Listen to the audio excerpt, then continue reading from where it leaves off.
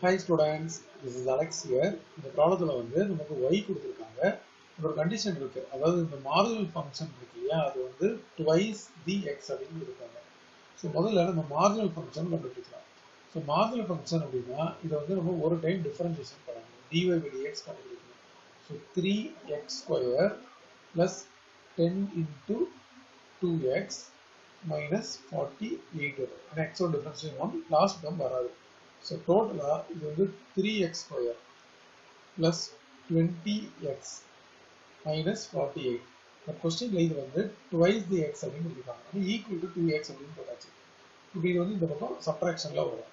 So 3x square plus 20x, இந்த x minus 2x அப்படின்னு போட்டுக்கலாம். minus 48 last term equal to 0. இப்போ பார்த்தீங்கன்னா 3x square plus 18x minus 48 equal to 0.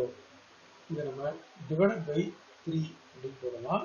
So x square plus 6x minus 16 equal to 0. இதை நம்ம factorize பண்ணணும். Product வந்து minus 16, sum வந்து 6 அப்படின்னா 8 and minus 2 வரும். இதை add பண்ணா 6 வரும், மல்டிபிள் பண்ணா minus 16. So factors வந்து x plus 8 into x minus 2 equal to 0. x ஓட வேல்யூ கேட்டிருக்காங்க. So x is equal to minus 8 or x is equal to 2. இதை தனித்தனியாக equal to 0 போடும்போது 2x வேல்யூ கிடைக்கும்.